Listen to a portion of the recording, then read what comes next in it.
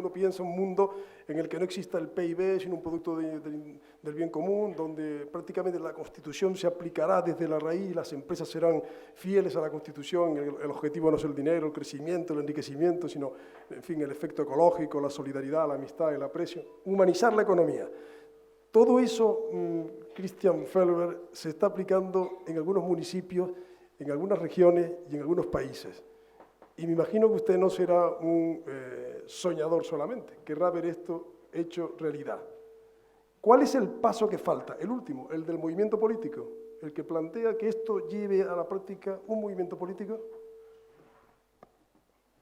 Pues por supuesto que prácticamente todo existe en alguna empresa, en alguna región, en algún municipio, en algún gobierno, en algún país. La felicidad nacional bruta existe, ¿no? Hay empresas que están practicando el bien común desde hace siglos o desde ya, sin que nadie hubiera acuñado el término de economía del bien común. ¿Qué es lo que hace falta? Pues varios elementos hacen falta. Hace falta una ortodoxia, o sea, un mainstream en la ciencia económica que apoye una economía ética, ¿no? Que apoye los fundamentos de este modelo. No tiene que compartirlo al 100%, pero a lo menos esto tiene que apoyar. Y entonces la consecuencia lógica es una forma alternativa de medir el éxito. Luego, en la política, por supuesto que sí, pero vemos que en los municipios, en los gobiernos regionales, en los órganos no legislativos, ya existe una voluntad muy amplia, un reconocimiento de que las cosas se pueden hacer de otra forma y las cosas se deben decidir de otra forma. O sea, el último metro del que estás hablando son gobiernos de estados nacionales, es el Consejo Europeo en combinación con el Parlamento Europeo, y ahí no estoy tan seguro si vamos a superar estos escalones, porque estamos encarcelados en la democracia exclusivamente indirecta. Y por eso nosotros proponemos un mecanismo adicional. Es muy importante que los parlamentos no se sientan ofendidos porque colaboramos con los parlamentos. Los parlamentos siguen permaneciendo el poder legislativo sin variación, solo que se agrega un poder constitutivo por encima del poder legislativo para complementarlo, eso es todo. Entonces la probabilidad de que los parlamentos tomen más decisiones fundamentales en línea con lo que está deseando en su mayoría el pueblo es mucho mayor que hoy. Y por supuesto que hay más elementos que hacen falta. Hace falta una disminución de la concentración del poder en la economía. Yo creo que las transnacionales de momento tienen demasiado poder como para que esto se pueda llevar a cabo, pero como ves, es un elemento tras otro y los estamos aportando todos, pero no empezando con el mayor reto, sino empezando desde abajo hacia arriba en cada empresa, en cada persona y en los municipios. Arturo, la experiencia práctica de oceanográfica da la impresión de que tú has dicho ahora al final, hombre, hemos optado por ser felices y por tanto hemos redimensionado la empresa, entiendo que tu pareja y tú son los que están metidos de lleno y el chiquillo va a ser el sucesor y que entonces en ese ámbito de felicidad pues ustedes cumplen con el trabajo, con la empresa y con la familia, concilian todo eso que tanto nos vuelve loco a los demás, ¿no? Pero eso también tú crees, porque tú dijiste antes una cosa muy fuerte, porque esto no crece más rápido. Tú que estás metido en el mundo de la empresa, de la investigación, ¿qué le pasa a tus compañeros? ¿Por qué no adoptan el mismo modelo tuyo? Buena pregunta. ¿Cuántos de ustedes tienen un coche eléctrico? ¿A qué están esperando? Es exactamente igual. O sea, realmente somos muy reacios al cambio y precisamente, dándole un poquito la vuelta a la pregunta, fue otra empresa colaboradora nuestra la que sí se metió en el mundo de la economía del bien común y juntos nos auditamos, ¿no? Somos dos empresas que solemos colaborar mucho. Limonium Canarias, una empresa de turismo activo. Y bueno, pues así fueron. Ellos son convencidos también de cuál es el objetivo de su empresa. Ellos están planteando que en el día a día lo que quieren es disfrutar de la actividad que realizan, prescindiendo de un dinero que luego no van a tener tiempo para gastar, ¿no? Entonces, en ese sentido, sí es cierto que ha habido otras empresas que se han interesado y, bueno, con las que estamos empezando a a colaborar para que lo implementen. Sí es cierto que para mí es una revolución lo de la economía del bien común, porque le da sentido a todo lo que estamos haciendo. Igual, y vuelvo e insisto en el ejemplo, y el coche eléctrico también, y otras muchas tecnologías y aplicaciones, y sin embargo, ¿a qué estamos esperando? O sea que la pregunta es más para el público que... O si Cristian quiere decir algo. Cristian quiere decir algo. Lo diferenciaría un poco, ¿no? Algunos no pueden esperar, y a pesar de que el coche eléctrico sea más caro, y a pesar de que la comida orgánica sea más cara y sana, y a pesar de que las energías renovables sean más caras que las no renovables, pues algunos que no pueden esperar ya están tomando esa decisión. Pero mientras los mercados sigan castigando, pues no van a ser muchos y nunca van a ser la mayoría. Yo creo que esta es otro elemento, o la condición previa de que sea la mayoría que tome, y no solamente la mayoría, porque cuando se invierte esa relación será el 100%, porque tendríamos la libertad de comprar productos menos éticos, aunque estén más caros, pero yo creo que no había prácticamente nadie que lo vaya a hacer. Una reflexión al propósito. En la exposición de Christian Felber se hablaba en la parte final de que en Alemania se ha hecho una encuesta y se vio que la gran mayoría de la ciudadanía quería un cambio de modelo, que no funcionaba este modelo.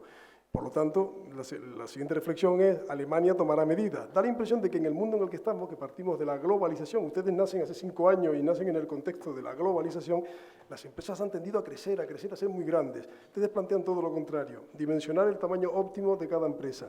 ¿Será, Cristian, que posiblemente lo de ustedes es de revolucionario no solo en el mundo económico, sino es revolucionario porque va, digamos que a los cimientos del capitalismo? Esto es una alternativa claramente anticapitalista o alternativa al capitalismo, no es comunista, pero está cogiendo cosas de algunos sitios, y a lo mejor hay una revolución ahí que, claro, que tímidamente o con tu sonrisa la vas colando, pero que le costará a Alemania, a Austria, a España, tomarlo por arriba, adoptar medidas que vayan contra sus principios, cambiar todo el sistema político, económico. O sea, ¿cómo sería tu estrategia para que burles un poco ese muro que te van a poner para que esto funcione?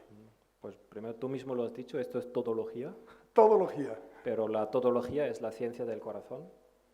Y la ciencia del corazón, todo el mundo tiene acceso a ella sin tener que visitar las universidades. Y esa es la razón por la cual el 90% de la población ya apoya esa economía más holística, más coherente con los valores, y en contra de la narrativa publicada con intereses privados de que la maximización de la exportación y el campeón mundial de la exportación y el crecimiento del PIB lo siguen contando en el 90% de los medios de comunicación predominantes, pero la población no lo comparte, porque se está dando cuenta de que esa narrativa no coincide con lo que sienten, y sienten otra cosa que un tamaño óptimo, una vida feliz, unos alimentos sanos, una desigualdad limitada y un tamaño limitado de las empresas. Eso es más natural, orgánico, o al menos eso es lo que la mayoría considera como ético. Cristian, una observación.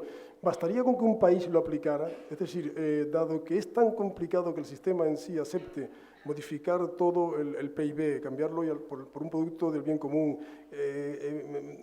limitar la riqueza, limitar el patrimonio, limitar la herencia, limitar los sueldos. ¿Bastaría con que un país lo aplicara? ¿Podría aplicarlo un país en el contexto de la OCDE, de la Unión Europea? ¿Podría eso ser viable?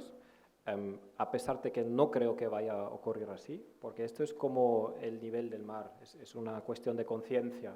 El nivel del mar o bien sube en todos los países a la vez, en todo el planeta a la vez, o en ningún país, como la conciencia. Pero a pesar de que yo creo que esto va a ser así, o bien los cambios se inician a la vez en todos los países, y cosa que está ocurriendo, son más de 50 países en menos de 5 años, teóricamente ningún problema. La Unión Europea podría no solamente definir un salario mínimo legal en los 28 países miembros. Si preguntaras al pueblo soberano, por supuesto, decidiríamos un salario mínimo legal en todos los países en relación al PIB, si quieres. Ahí sí tiene sentido vincularlo al PIB, y también unos ingresos límites. ¿Y cuál va a ser la consecuencia? Los egoístas más agresivos emigrarían, y creo que sería un beneficio. y de otros países inmigrarían personas socialmente más inteligentes, emocionalmente más maduros, espiritualmente más competentes que otros. O sea, haciendo balance sería un beneficio enorme para la Unión Europea. Arturo, a partir de quizás las ideas de Christian y de otras ideas, es cierto que en medio del propio capitalismo y del mercado libre hay empresarios que aplican, hasta incluso la ley les orienta por ahí, algún beneficio obtienen a actividades corporativas de carácter social, compensan parte de sus beneficios devolviéndolos a la sociedad. ¿Crees que por ese camino, digo desde la experiencia tuya que es desde dentro, ¿no? te transformaste en empresario del bien común, ¿crees que se podría aplicar este ideario en pequeñas empresas, microempresas, participando de esa forma legal asumida de acción corporativa y por ahí entrando para que los grandes o las pequeñas, las medianas, se vayan incorporando a esta economía del bien común y de pronto pues una sociedad como la Canaria haya no 2, sino 20, 30 pymes medianas, alguna empresa de 100 trabajadores, y efectivamente la sociedad vea que eso funciona? ¿O eso tú no lo ves a ese nivel? No, yo lo veo muy claro porque precisamente la economía del bien común está planteada de forma muy inteligente. Como veíamos en los indicadores que presentaba antes, pues los ISO 14000, EMAS y tal, lo tienes o no lo tienes. La economía del bien común siempre la tienes. Hagas lo que hagas, siempre tienes una puntuación. Entonces, eso es lo bueno, que sin cambiar absolutamente nada, tú tienes una puntuación y sobre todo lo que comentaba antes, ¿no? Un plan estratégico de dónde puedes mejorar. Entonces, cualquier empresa canaria, sobre todo las pequeñas empresas, podrían implementarlo de forma muy fácil, y las grandes también. De hecho, hay experiencias en Valencia donde empresas grandes están trabajando. ¿Y cómo es? Explícanos si tienes alguna noticia de cómo funciona. Yo estoy un poquito desconectado de lo que estaba haciendo Valencia, pero igual Cristian lo puede explicar. Puede venir bien. Valencia es movida ahora en el gobierno actual, que son otra noticia positiva, pero las primeras empresas medianas están en Alemania y en Austria. Hemos tenido una primera rueda de prensa con una docena de empresas de entre 1.000 y 3.000 empleados y funciona bien. Están más que felices e incluso piden protección legal contra la contrapetencia contra las transnacionales. La recompensa. Sí, porque las transnacionales, gracias a su tamaño y su poder, pues se salen con la suya porque no dejan de crecer en los mercados mundiales.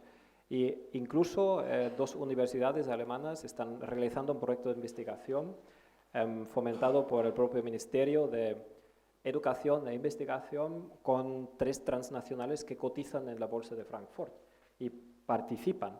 Y este es el reto más grande, porque nosotros somos al 100% transparentes y decimos, estas transnacionales son demasiado grandes como para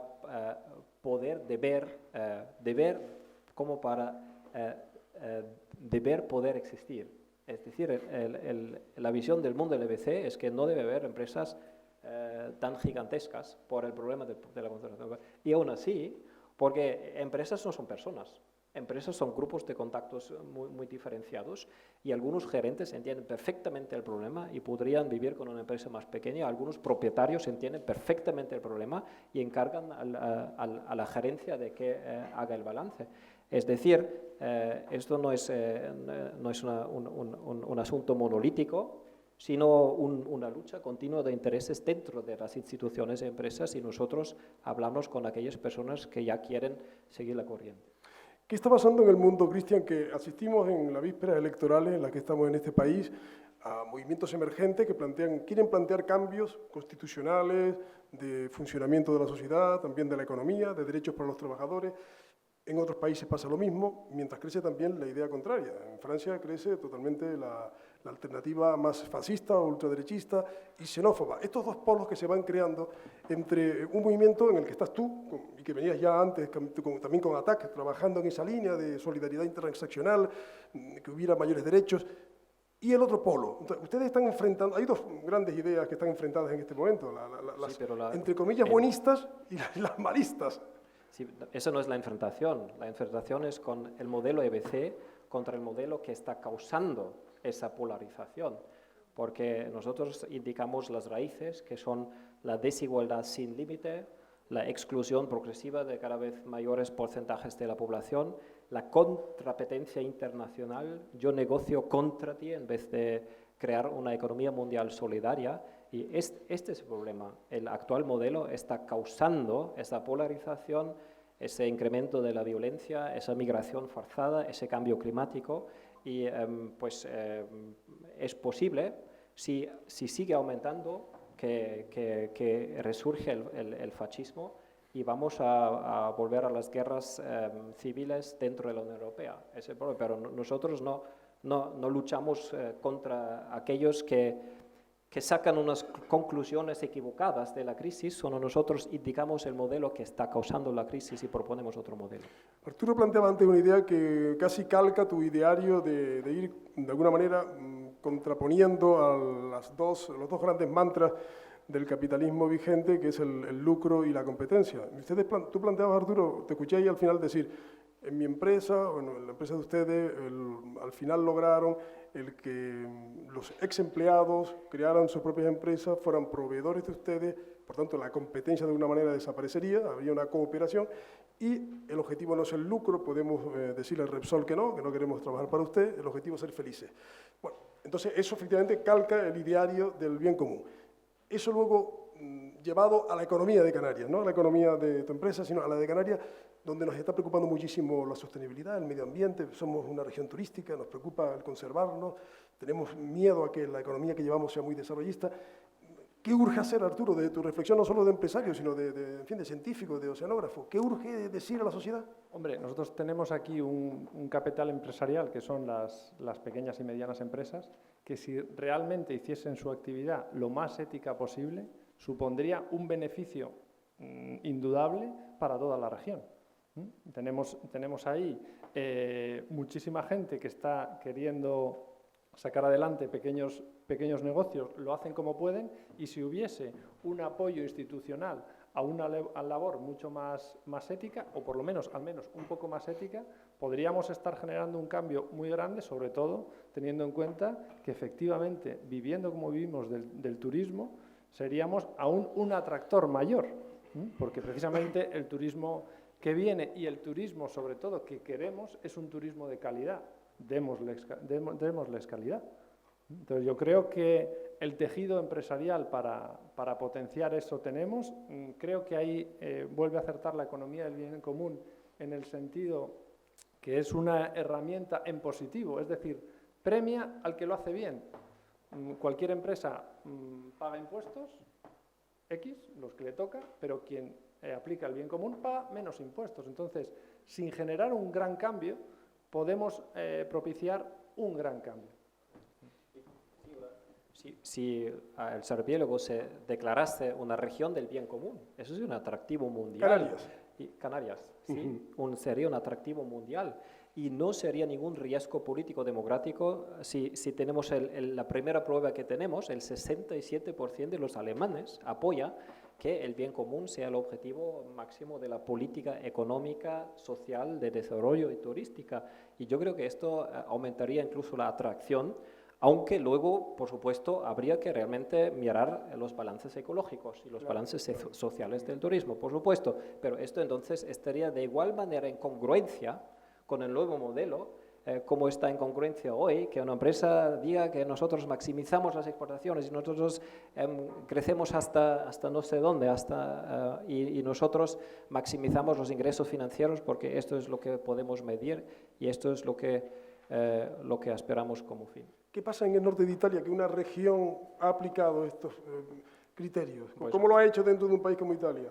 Pues hay 4 municipios que están cerquita, han decidido por consejo municipal que quieren convertirse en municipios del bien común y no solamente han sido ellos, sino también unas 50 empresas y en su conjunto de las primeras 50 empresas pioneras y 4 municipios pioneros, pues el Parlamento regional ha dado una respuesta y la respuesta ha sido, bueno, nos convence vuestro ejemplo y lo vamos a apoyar a través de la iniciativa legal.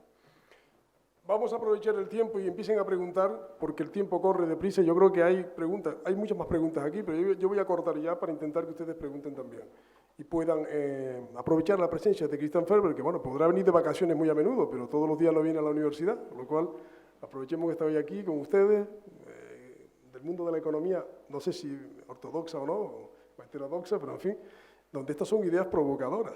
Entonces, ¿quién quiere preguntar o quién rompe el fuego? Ahí hay una pregunta ya. Y el micrófono para allá, a ver si podemos escucharle todos. Vayan pensando rápido, levantan las manos, yo intento, si son muchas, repiten la mano después. Aquí hay otra y ahí hay otra, hay muchas. Bueno, ahora ya de nuevo, aquí hay la siguiente aquí, la tercera después, para llevar la cuenta bien. Por favor, sí les pido brevedad, porque hay muchas preguntas, y también en la mesa brevedad. Adelante. Perdona que no se escucha, mija. Vamos a ver si hay... A ver si el micrófono está encendido. Repito, brevedad, por favor, para que todos puedan intervenir. Primero le quiero agradecer por su presentación. Mi pregunta es, han mencionado el concepto de la Felicidad nacional bruta. Felicidad, pero la ciencia del corazón. Yo quería saber lo que usted entiende bajo ese significado, ciencia ciencia del corazón.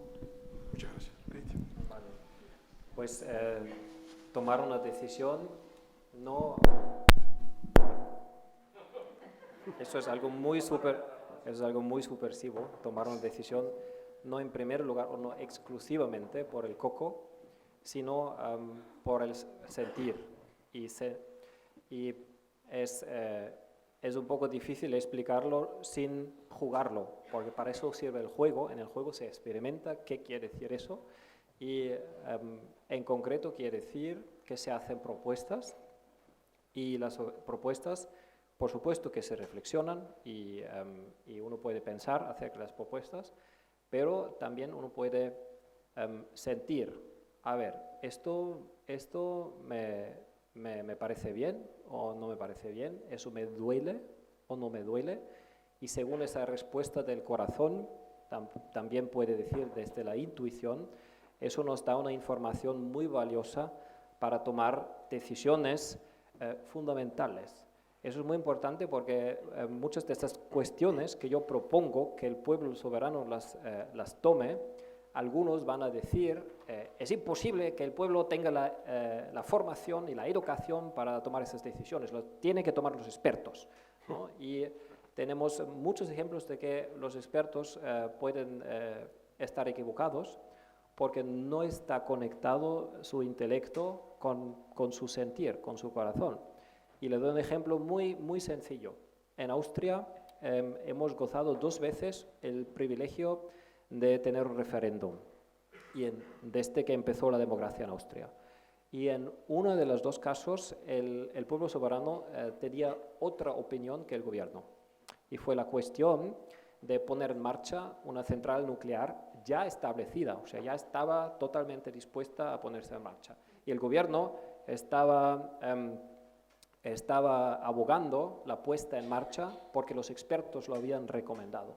Y por suerte hubo un referéndum, y en el referéndum una mayoría de la población decidió no poner en marcha esta central nuclear, a pesar de no tener la formación cognitiva, científica, pero sí había escuchado bien al todo coherente, sí había escuchado bien a su corazón.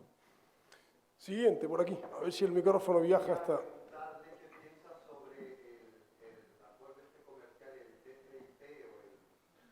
¿Con los Estados Unidos?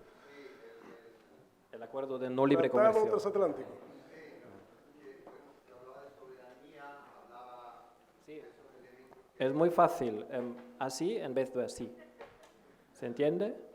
Sí, o sea, ¿quién da el mandato para iniciar las negociaciones del tío Pepe? Es la máxima instancia, es una consecuencia de la Constitución, es el Parlamento Europeo que hemos elegido.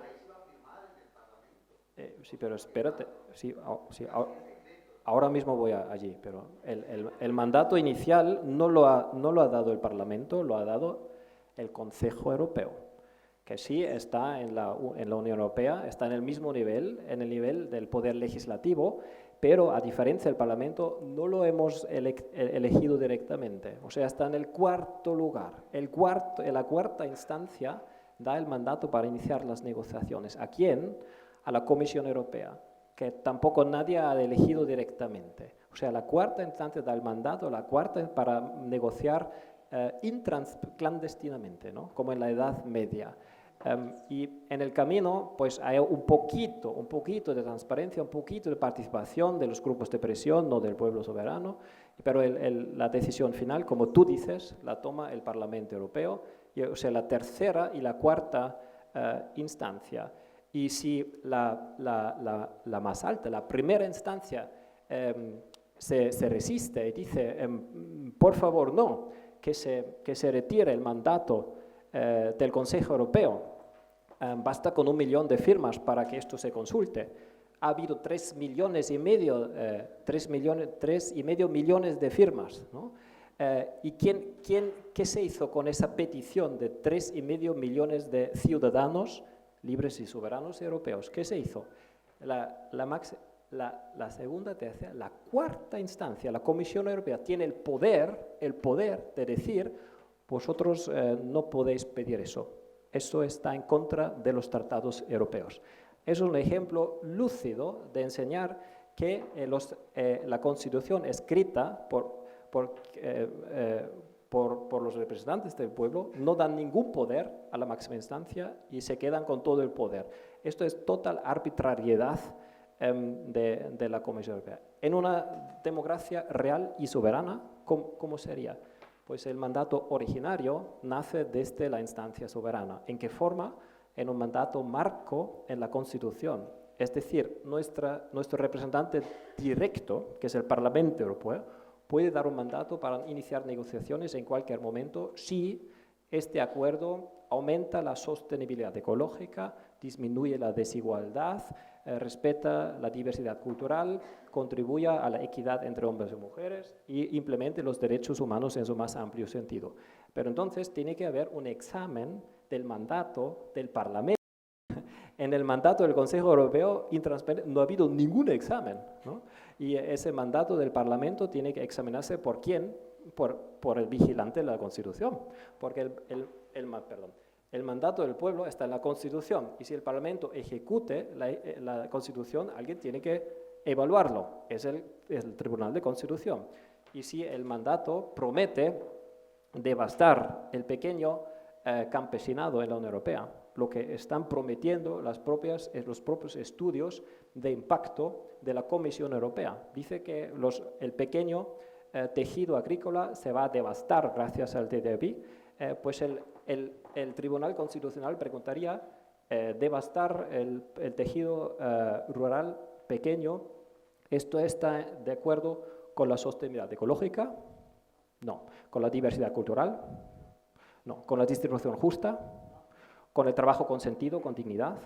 Pues entonces no podemos dar luz verde a este mandato y damos luz roja.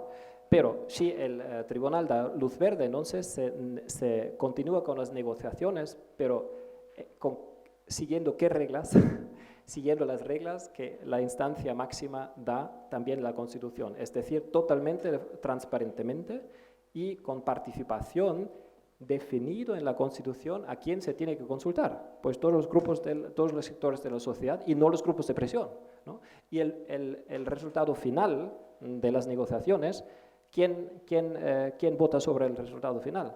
Pues nosotros diríamos desde el corazón, desde el sentido común, nosotros diríamos pues aquella instancia en cuyo nombre se esté negociando todo eso. ¿Quién es la instancia en el nombre de qué instancia se está negociando?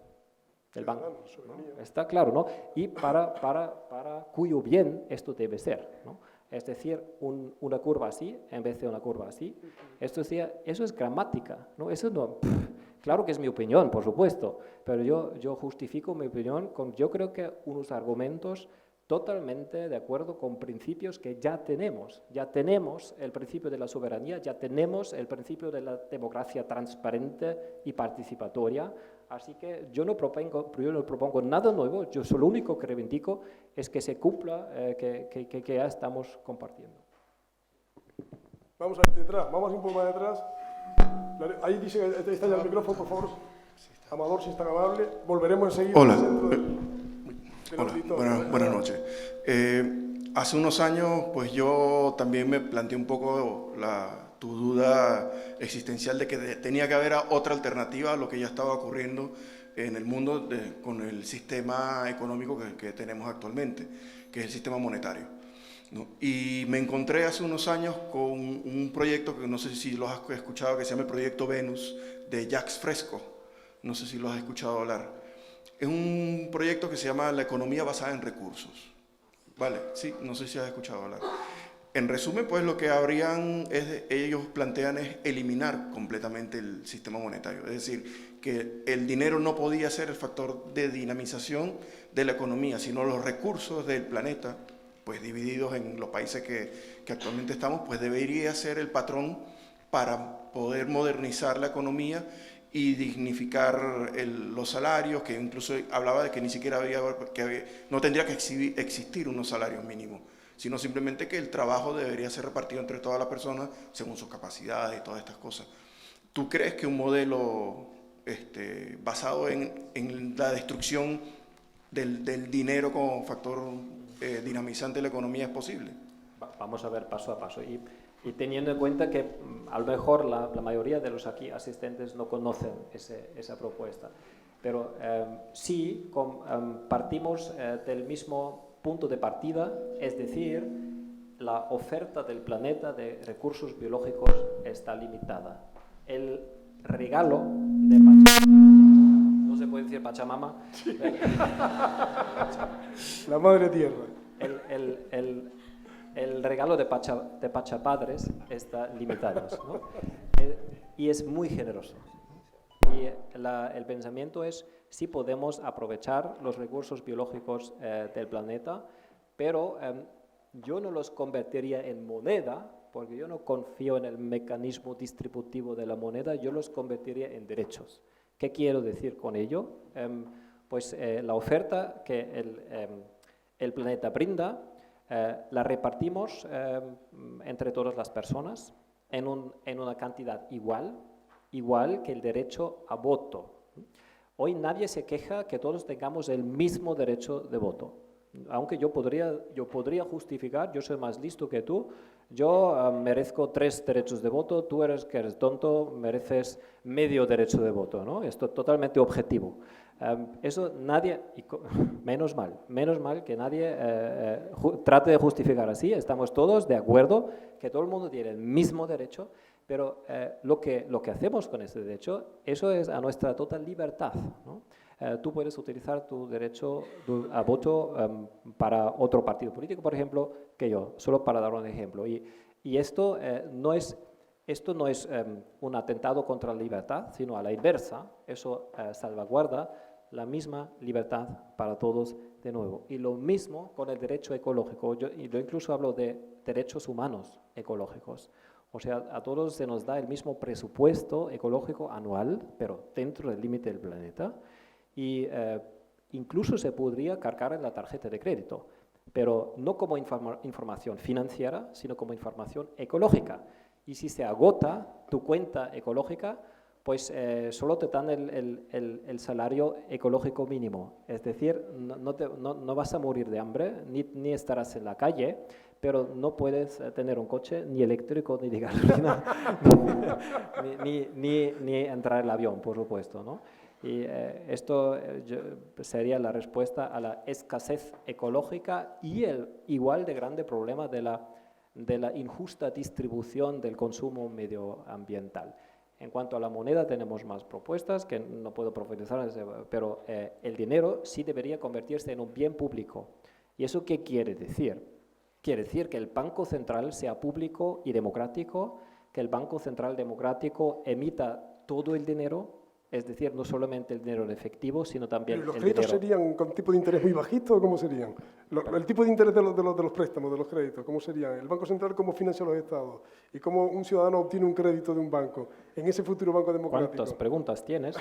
Pues sí, voy ahí, ¿no? Porque el Banco Central emite el dinero. Los bancos privados, públicos, orientados al bien común, crédito solamente para inversiones reales, no para especulación financiera, y solamente para aquellas inversiones que al menos no tengan un impacto negativo a los bienes comunes. Rentas sobre el capital, sí, en estos pocos segundos, cero, ¿no? Eso no quiere decir que el que tome un crédito no tenga que pagar por crédito. Sí tiene que pagar por crédito, pero puede ser una comisión de crédito para que el banco pueda cubrir sus costes. Yo mismo ahora estoy fundando un banco en Austria. Sé cómo funciona un banco, pero el banco puede vivir con una comisión de créditos, igual que el peluquero, ¿no? El peluquero te corta el pelo y cobra una comisión por cortar, no tomarte, sino cortarte el pelo. Y el banco te cobra un interés para tomarte el pelo. El banco del bien común te cobra una comisión por darte un crédito para una inversión ética, pero no hace falta que tú como ahorrador tengas un ingreso sin que trabajes, no hace falta que el inversor en la bolsa tenga un rédito financiero sin que trabaje, y ni mucho menos que el hereditario tenga unos ingresos enormes sin que trabaje. El inversor del futuro, ¿qué beneficio tendrá? Ahora estamos yendo al beneficio espiritual, entre comillas. El beneficio será un beneficio ético, un beneficio de sentido y un beneficio de utilidades. ¿Qué quiero decir con eso? Pues solamente si no recibo un rédito financiero, pues yo voy a invertir mi dinero exclusivamente en empresas que conozco y que tengan sentido. Por ejemplo, como se dice, en un banco de semillas, ¿no? Para que los campesinos de la región tengan semillas y no dependan de Monsanto y de las transnacionales, ¿no? Eso lo puedo considerar bien, a pesar de que yo no compro estas semillas, ¿no? Eso es sentido. Utilidades, si yo también utilizo estos productos y servicios, por ejemplo, un banco ético, yo tengo una cuenta corriente en el banco ético, utilidad. Pero el día que solamente va a haber bancos éticos y bancos de semillas locales, pues entonces, ¿a quién le voy a dar mi dinero? Pues a aquel banco con el mejor balance ético, con el mejor balance del bien común. Esto será mi beneficio, aparte de ser copropietario y tener un derecho de covotación, pero solamente un derecho por persona y no un derecho de voto por euro. Quien tenga el micrófono, por favor, perdón. Dale, brevemente, venga. Pero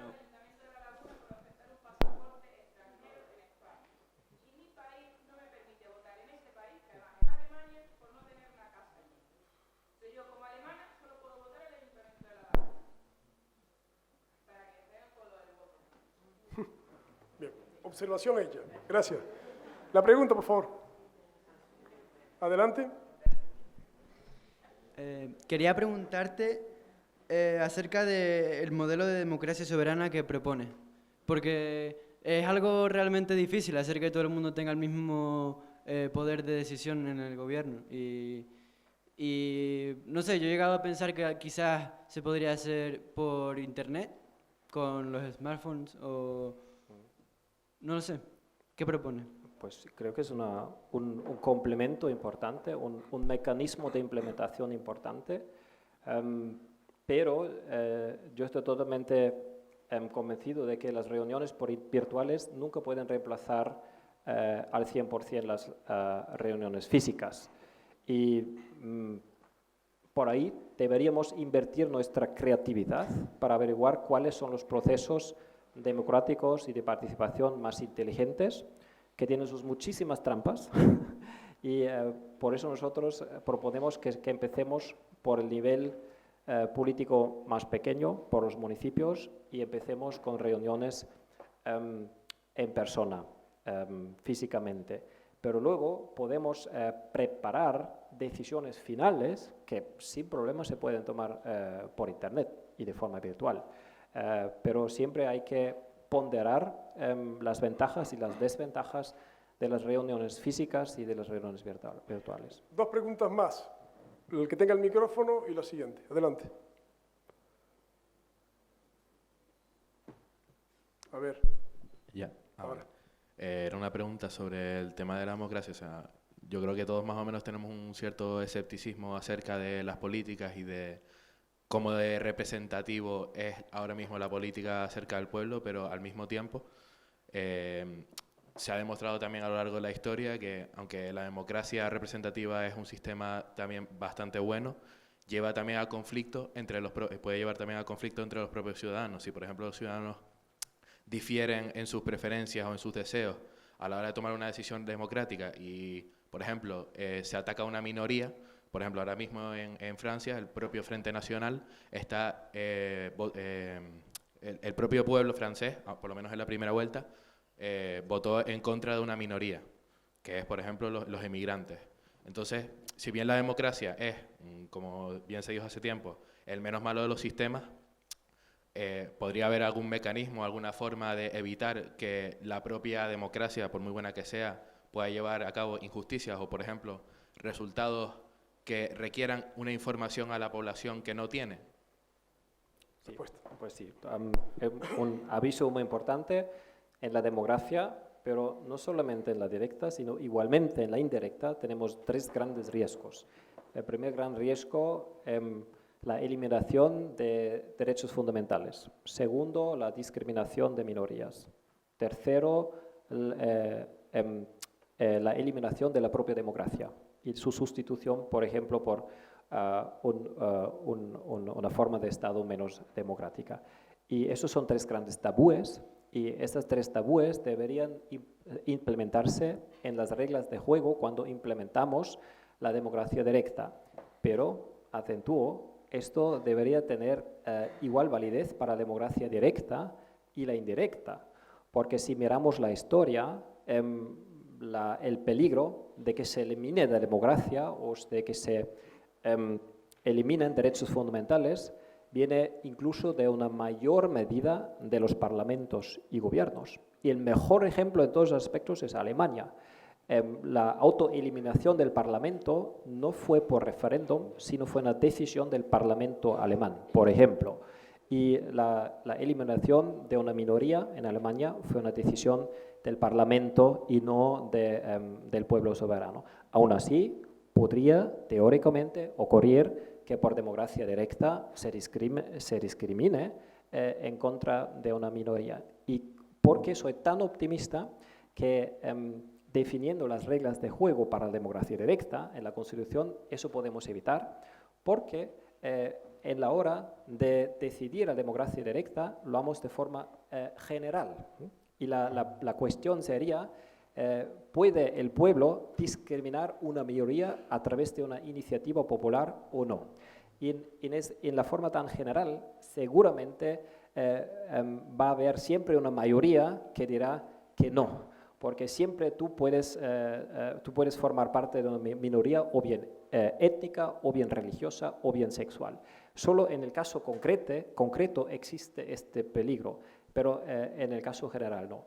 Y eso se puede justificar muy limpiamente, justificando que la democracia no es un fin en sí mismo.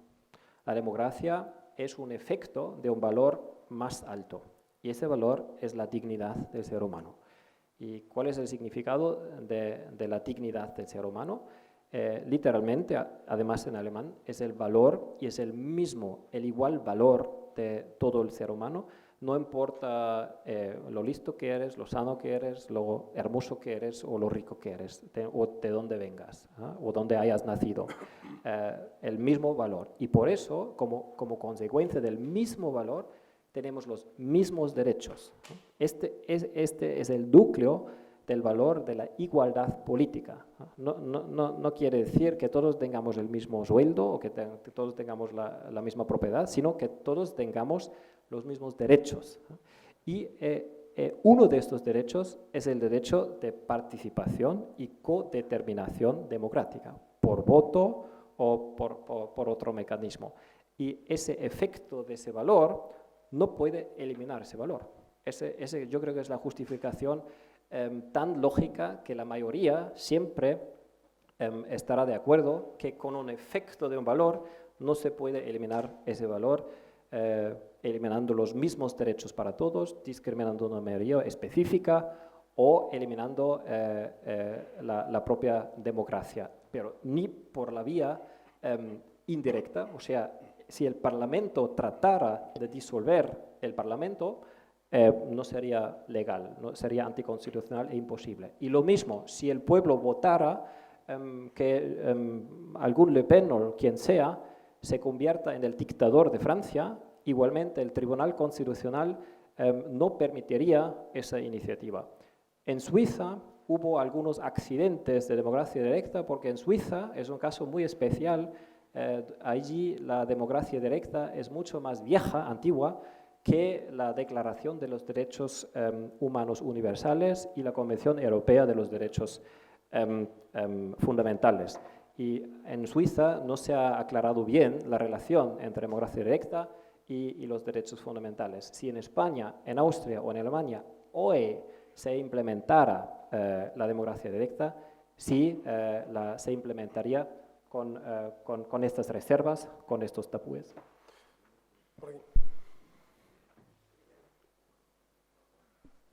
Hola. Qué silencio por de repente, ¿qué pasa? Viene bien el silencio. Sí, una preguntita. Se está conociendo economía bien común en los distintos continentes, en distintos países. Quería preguntarte cómo es acogida en los distintos países y qué diferencias notas entre un continente y otro. Pues casi al azar. Pues en Bolivia hay poca movida y en Chile se está creando una asociación nacional. Con el Bután estamos negociando, nosotros aprendemos de la felicidad nacional bruta y el Parlamento de Bután quiere traspasar el balance del bien común al Bután. En Suiza, el pueblo soberano quiere implementar la reforma de un dinero libre de deuda. Si esto no se entiende, yo llamo ahora dinero soberano, dinero como bien público, por iniciativa del pueblo. Y en Islandia, la misma iniciativa por parte del gobierno, ¿no? Quiere implementar la reforma considerando las consecuencias de la última crisis financiera. En Alemania hay más empresas medianas, en Austria hay más empresas pequeñas. Es un poco al azar porque tenemos todas las experiencias, todos los conocimientos en todos los países y estamos ya tan globalizados en cuanto a las experiencias y a los conocimientos que es prácticamente imprescindible en qué país va a desarrollarse distintos elementos primero y en cuáles otros países después. La última. Adelante. Yo quisiera no hacer una pregunta, sino unas pequeñas consideraciones. Primero saludar al señor Cristian, porque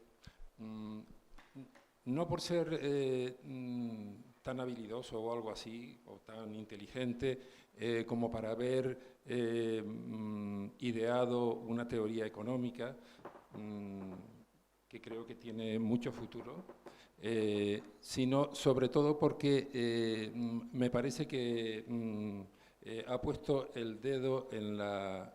Es decir, ha puesto el dedo en la llaga en el sentido de que ha puesto ha sabido decir quién es el sujeto del problema, que es el ser humano. Es decir, detrás de su teoría hay un humanismo que es desde mi punto de vista, la solución al problema global de la sociedad actual, que nos hagamos toda la sociedad más humanas.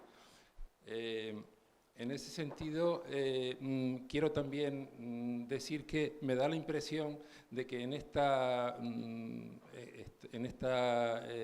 Universidad de Economía, en esta Facultad de Economía, se pretende, con su presencia aquí, como aprovechar y encontrar una solución económica basándose en lo suyo, probablemente un poco rápido o algo así.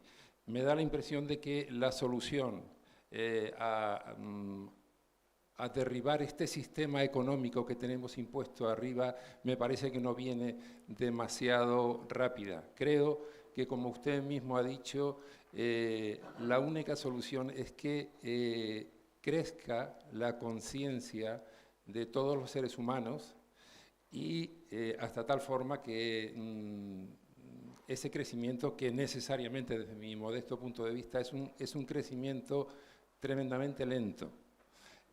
Creo que derribar este sistema económico que tenemos impuesto arriba no va a venir por una solución o por una propuesta o por una modalidad de economía que sustituya a la economía de mercado, sino por algo mucho más global, algo que tiene mucho más que ver con su sentido del humanismo.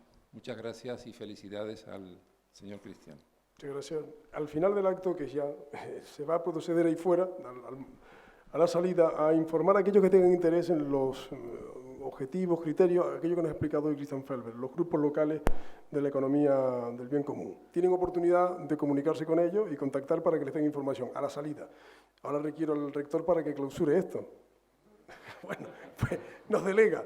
Le agradecemos a Christian Felber y a Arturo Boira y a ustedes que hayan estado en este acto y hasta una próxima oportunidad. Muchas gracias.